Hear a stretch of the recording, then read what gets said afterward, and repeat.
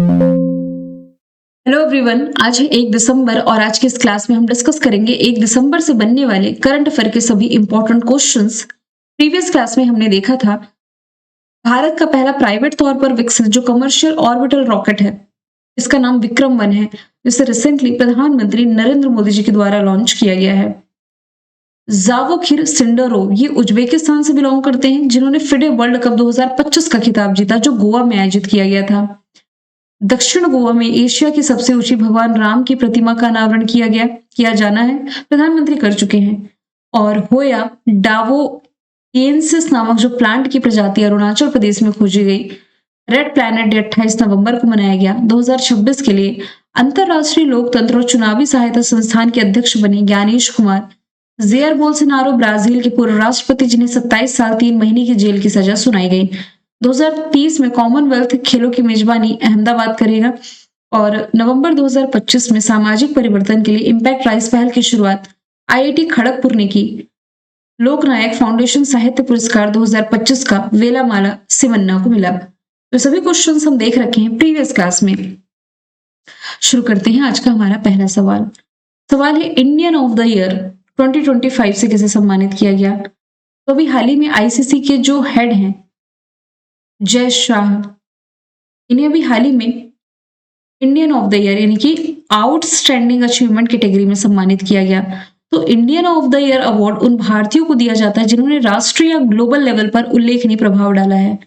जब से ये अध्यक्ष बने ना, क्या कह लें, भारत के लिए लकी चार्म की भारत मैच जीत ही जाता है, हारता नहीं है। एक हारा उस गम को हम भुला रहे हैं भाई। अभी भारत ने एशिया कप भी जीता, T20 वर्ल्ड कप भी जीता, चैंपियंस ट्रॉफी भी जीती, महिलाओं का भी वर्ल्ड कप जीता, तो ठीक है, अच्छा है। कुमार मंगलम बिरला लता दीनानाथ मंगेशकर अवार्ड 2025 के विजेता। लोकमान्य तिलक अवार्ड नितिन जयराम गडकरी जी को मिला। मॉरिशस ने अपने सर्वोच्च सम्मान से प्रधानमंत्री नरेंद्र मोदी को सम्मानित किया था। अब यहां से कुछ अवार्ड्स का रिवीजन कर लेते हैं। फ्रांस का शेवलियर पुरस्कार थोटा था रानी को। Patriot of the year award Melania Trump को। विश्व शांति सुरक्षा नेता पुरस्कार श्री श्री रविशंकर को। बुकर पुरस्कार डेविड जेले को। Young champion of the earth award Jinali Modi को। दादा साहब फाल्के अवार्ड मोहनलाल को। मरणोपरांत पीवी नरसिम्हा राव अवार्ड मिला मनमोहन सिंह को। सरस्वती सम्मान भद्रेश दास के नाम। Jnanpith award Vinod Kumar Shukla. Abel prize Masaki Kashiwara. Stockholm जल पुरस्कार गुंटर रोशल। संगीता कलानिधि सम्मान आर के राम कुमार। ध्यान दीजिए, सभी 2025 के बता रही हूँ। फ्रिजर पुरस्कार लियो जिया कुन। लता दीनानाथ मंगेशकर अवार्ड हमने देखा। कृषि मीडिया अवार्ड अमसी प्रसन्न कुमार। वैश्विक पर्यटन पुरस्कार आंध्र प्रदेश टूरिज्म। ब्रिटिश अकादमी पुस्तक पुरस्कार सुनील अमृत। सखारोव पुरस्कार बेलारूस के आंद्रेस पजोबुत और जॉर्जिया की मिजमी अमागला बेली। विज्ञान रत्न अवार्ड जयंत विष्णु नरलिकर। उर्सुला के ले गुइन फिक्शन अवार्ड वज्र Chandrashekhar. Top agree food pioneer award Sanjeev Kapoor. Honorary Oscar award मिलेगा टॉम क्रूज को। डेजर्ट पाम अचीवमेंट अवार्ड मिलेगा लियोनार्डो डिकैप्रियो को। इंदिरा गांधी शांति पुरस्कार लास्ट ईयर का मिला है, अभी किसे मिला है? मिशेल बेचलेट को। सवाल दूसरा है, वुमेन प्रीमियर लीग 2026 की नीलामी में सबसे महंगी भारतीय खिलाड़ी जो बनी है, ये बन गई है दीप्ति शर्मा। अभी जो आईपीएल का ऑक्शन हुआ, इनमें यूपी वॉरियर्स ने खरीदा है 3.2 करोड़ रुपीज में। अभी जो नीलामी हुई महिलाओं के आईपीएल की, इसमें सभी फ्रेंचाइजी ने कुल मिलाकर के 40.8 करोड़ रुपए खर्च किए हैं। दीप्ति शर्मा ने ये प्लेयर ऑफ द सीरीज भी थी अभी आईसीसी वुमेन्स वर्ल्ड कप के लिए, जबकि फाइनल का प्लेयर ऑफ द मैच ये शेफाली वर्मा को चुना गया था। अभी तक महिलाओं के आईपीएल के 3 संस्करण हुए हैं। पहला मुंबई इंडियंस ने जीता है। दूसरा एडिशन रॉयल चैलेंजर्स बैंगलोर ने, आरसीबी ने, फीमेल कैटेगरी का ना, मैं फीमेल कैटेगरी की बात कर रही हूँ। थर्ड वाला भी मुंबई इंडियंस ने जीता है, ठीक है। और पुरुषों को तो अभी तक 18 सीजन हो चुके हैं। 18 सीजन में 18वां सीजन जीता है आरसीबी ने। इसका ये पहला खिताब रहा था। आगे चलते हैं। इस भारतीय महापुरुष की पेरिस स्थित यूनेस्को मुख्यालय में प्रतिमा का अनावरण किया गया। यूनेस्को का मुख्यालय पेरिस में है, जहां पर भारतीय महापुरुष बाबा साहेब अम्बेडकर की प्रतिमा का अनावरण किया गया है। ये यूनेस्को का हेडक्वार्टर है। तो यूनेस्को का फॉर्मेशन ईयर 16 नवंबर 1945 है। पेरिस फ्रांस में हेडक्वार्टर है। खालिद अल एनान इसके प्रमुख के रूप में पदभार संभालने जा रहे हैं। वर्ष 2025 में मनाए जा रहे 76वें संविधान दिवस की आधिकारिक थीम क्या है? तो इसकी थीम क्या रही है? हमारा संविधान हमारा स्वाभिमान। ऑप्शन ए राइट आंसर है। देखिए 76वें संविधान दिवस ये मनाया कब गया? एक तो 26 नवंबर को विधि दिवस या संविधान अंगीकार दिवस आप इसे कह सकते हैं। 2 वर्ष 11 माह और 18 दिन में हमारा संविधान जो है ये पूरी तरीके से बनकर के तैयार हुआ। 26 जनवरी 1950 में लागू किया गया था। आगे यदि हम चलें, हांगकांग के ताइपो जिले में वांग फूड कोर्ट की ऊंची इमारत में जो भीषण आग लगी थी, इससे मृतकों की संख्या जो ये बढ़ करके 128 हो गई। हालांकि ये सरकारी आंकड़ा कह रहा है कि 128 लोगों की मौत हुई है और 200 से अधिक लोग लापता हैं। ये हांगकांग की दशकों में सबसे भयानक आग थी जो कि यहाँ की ऊंची इमारतों में दर्ज की गई है। अंतरराष्ट्रीय जैगुआर दिवस ये मनाया कब जाता है? देखिए ये जो जैगुआर दिवस है आपका, ये आ जाएगा 29 नवंबर को। नवंबर महीने के लास्ट में ये सेलिब्रेट किया जाता है। अब इसमें चीते हो गया, जैगुआर हो गया, लेपर्ड हो गया, स्नो लेपर्ड हो गया, दिखने में सब एक जैसे दिखते हैं, लेकिन बिल्ली की जो बड़ी प्रजातियां उनमें से एक आप इसे कह सकते हैं। ये अपने गहरे भूरे रंग पर जो काले रोसेट जैसे धब्बे होते हैं ना, इसके कारण पहचानी जाती है। तो आंसर इसका क्या हो जाएगा? 29 नवंबर हो जाएगा। अब आप इसमें कंफ्यूज नहीं हुई क्योंकि आपका लायन डे तो हो गया 10 अगस्त को, विश्व शेर दिवस। फिर आपका वर्ल्ड टाइगर डे ये हो गया आपका 29 जुलाई को। 29 अगस्त को तो फिर आपका नेशनल स्पोर्ट्स डे आ जाता है। फिर स्नो लेपर्ड डे ये आपका आएगा 23 अक्टूबर को। तो ये इसमें आप कंफ्यूज नहीं होना। चक्रवात का नाम है दित्वा। इसके बाद इस चक्रवात दित्वा के बाद श्रीलंका में भारत ने एक ऑपरेशन चलाया बतौर सहायता मिशन। इस ऑपरेशन का नाम पूछा जा रहा है तो ये ऑपरेशन सागर बंधु हो जाएगा, जिसके तहत श्रीलंका के आपदाग्रस्त समुदायों की हेल्प करने के लिए राहत सामग्री के साथ आईएनएस विक्रांत और आईएनएस उदयगिरी को तैनात किया गया। ऑपरेशन ब्रह्मा भारत ने चलाया म्यांमार में, ऑपरेशन गंगा यूक्रेन में, ऑपरेशन सिंधु पाकिस्तान में।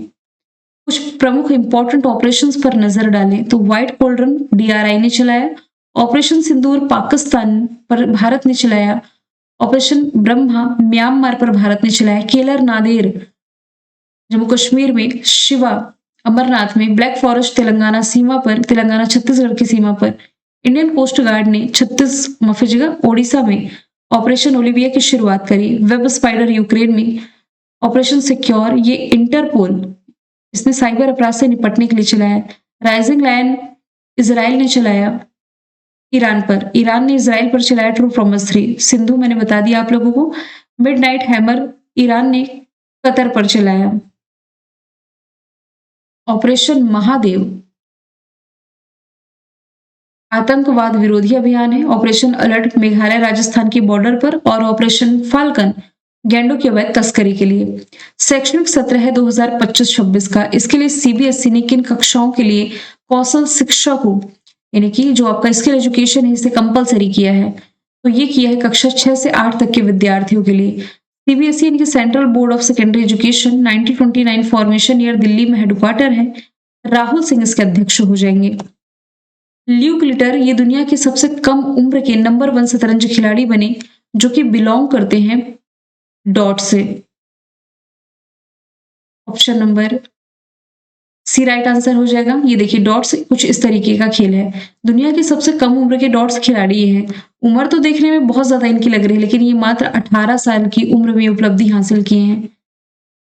इस दिन दुनिया में पहली बार सर्वाइकल कैंसर उन्मूलन दिवस मनाया गया। तो सबसे पहली बार ये 17 नवंबर को मनाया गया था, जब 194 देशों ने मिलकर के सर्वाइकल कैंसर को खत्म करने के लिए जो WHO है इसकी वैश्विक रणनीति के साथ प्रतिबद्धता जताई थी या कॉपरेट किया था। WHO को फॉर्मेशन ईयर 7 अप्रैल 1948 जेनेवा स्विट्जरलैंड हेडक्वार्टर हो जाएगा। टेड्रोस अदानोम हेड है।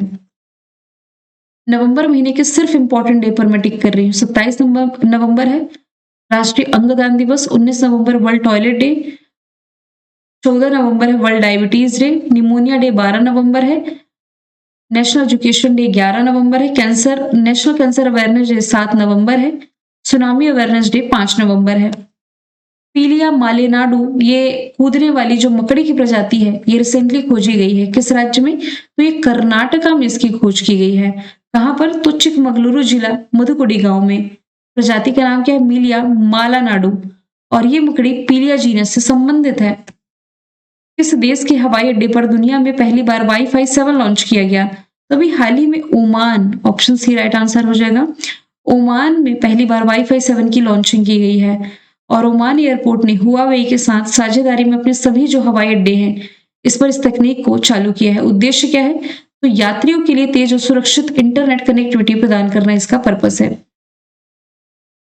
किस देश ने चंद्रमा पर पहली बार छोटे आयरन ऑक्साइड क्रिस्टल की खोज की? तो इसकी खोज रिसेंटली की गई है चाइना के द्वारा। चाइना का जो चांगी 6 मिशन था ना, इसी के माध्यम से चंद्रमा पर पहली बार छोटे आयरन ऑक्साइड क्रिस्टल खोजे गए हैं और इस मिशन के द्वारा चंद्रमा के दक्षिण पूर्व 8 केन बेसिन से लाए गए जो सैंपल्स थे इसी में क्रिस्टल पाए गए। महत्व क्यों बन जाता है इसका? तो ये जो खोज है चंद्रमा पर अब तक चली आ रही जो धारणाएं जो थी इसे चुनौती देता है, क्योंकि ये दर्शाता है कि चंद्रमा की सतह पर, इसके सरफेस पर ऑक्सीकरण की प्रक्रियाएं हुई भी है। चाइना की स्पेस एजेंसी का नाम चाइना नेशनल स्पेस एडमिनिस्ट्रेशन है। इसने दुनिया का पहला न्यूक्लियर असिस्टेंट आर्टिफिशियल तैरता हुआ आइलैंड बनाने की घोषणा करी। गोबी रेगिस्तान में दुनिया का पहला सौर तापी ऊर्जा संयंत्र के वीजा एससीओ सम्मेलन 5 साल के बाद चीनी नागरिकों को टूरिस्ट वीजा दे रहा है। जांगिंग 102 सैटेलाइट इसने लॉन्च किया। नया स्टील फाइटर जेट J-36 का अनावरण किया। तिब्बत में ब्रह्मपुत्र नदी पर दुनिया के सबसे बड़े बांध का अनावरण किया गया। चीन 4 साल की पाबंदी झेलने के बाद भारत में वापसी करने जा रही है, कर चुकी है। दुनिया का सबसे तेज रोबोट चाइना ने बनाया, नाम स्टार 1 है और चाइना ने दुनिया की पहली carbon fibre high speed train का भी अनावरण किया था। लास्ट का सवाल है, किसने एटीपी फाइनल्स 2025 का खिताब जीता? तो ये भी हाल ही में जीत लिया है जेनिक सिनर ने। ये इटली से बिलोंग करते हैं। इन्होंने कार्लोस अल्कराज को 7-6, 7-5 से हरा करके ये खिताब जीता। एटीपी यानी कि association of tennis professions. Carlos Alcaraz Spain से हैं, जेनिक सिनर इटली से, डेनियल मेदवेदेव रसिया से, नोवाक जोकोविक सर्बिया से हो जाएंगे। मैंने कल आपसे पूछा था कोप 31 कौन सा कंट्री होस्ट करेगा? तुर्की इसका राइट आंसर था। कोप 29 अजरबैजान में, कोप 30 ब्राजील ने, कोप 31 तुर्की में, कोप 32 इथियोपिया में। आज का सवाल है, पंजाब के जो मुख्यमंत्री भगवंत सिंह मान, इन्होंने किस स्थान पर सिखों के जो 9वें गुरु है तेग बहादुर जी, इनके नाम पर एक विश्व स्तरीय विश्वविद्यालय स्थापित करने की घोषणा करी? आंसर इसका जो भी आप कमेंट बॉक्स में बताएंगे, फिर हम मिलेंगे नेक्स्ट वीडियो में। Thank you so much.